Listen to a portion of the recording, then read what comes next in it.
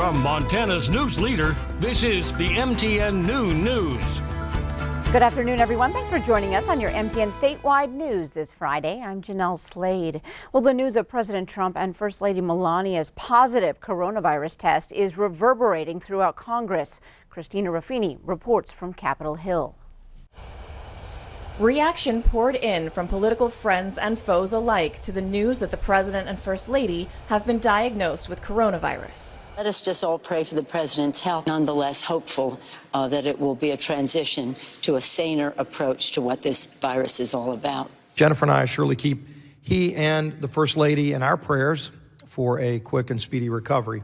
During a House subcommittee hearing Friday, Democrats offered well wishes, but made a point of also criticizing the president's handling of the pandemic. The president's response to the coronavirus crisis has been a failure of historic proportions. Ohio Republican Congressman Jim Jordan, who says he'll get tested after attending Tuesday night's presidential debate, said the diagnosis won't sideline the president. Even with this virus, he will still be out communicating and talking to the American people via Zoom, via telephone, like he's done for our House candidates around the country. One major concern for Republicans here on the Hill is how the president's diagnosis could potentially impact hearings for his Supreme Court nominee, Amy Coney Barrett. Republicans are trying to get Barrett confirmed before November's vote, while also mitigating concerns about their own health and safety. Our biggest enemy, obviously, is what we were talking about at the beginning of the interview, the coronavirus, keeping everybody healthy and well and in place to do our job. Utah Senator Mike Lee, who met with Judge Barrett Tuesday, revealed he was diagnosed with COVID Thursday. He says he will be back in time for the judge's confirmation hearings. Christina Ruffini, CBS News, Capitol Hill. Also this morning, Democratic presidential nominee Joe Biden and his wife Jill have tested negative for COVID-19. Well, our Montana politicians also reacting via Twitter. Governor Steve Bullock commenting, "Lisa and I are thinking of the president and First Lady, and we hope they have a quick and smooth recovery from COVID-19. It's clear this virus can impact anyone, and it's important we all take precautions." Senator Steve Daines saying, "Cindy and I are wishing Donald Trump a speedy recovery. Montanans are with you as you beat this virus." And U.S. Senator John Tester tweeting, "Charla and I are wishing President Trump and the First Lady a full and speedy recovery.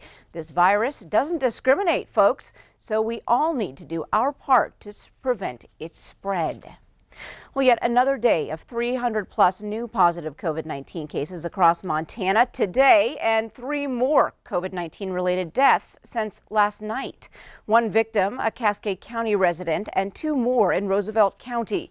This brings the state's total deaths to 187. That includes an 80-year-old Bighorn County man we reported last night.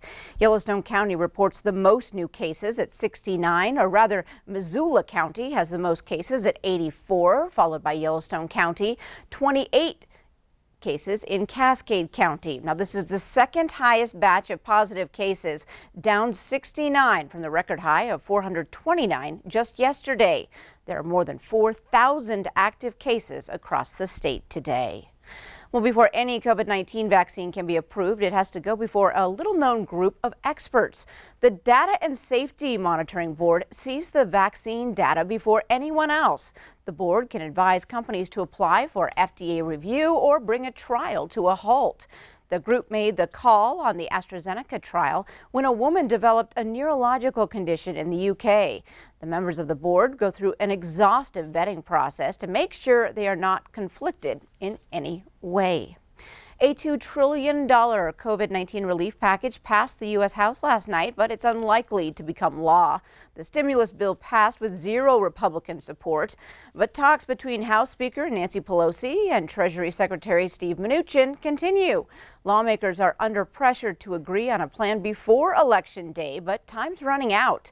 Yesterday, Mnuchin pitched a package that included about $6 billion less than the Democrat plan.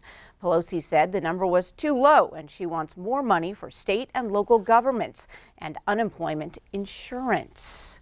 Well, it's time now to check in with meteorologist Ed McIntosh, who's standing by, and our executive producer said we've got a groovy forecast out there today.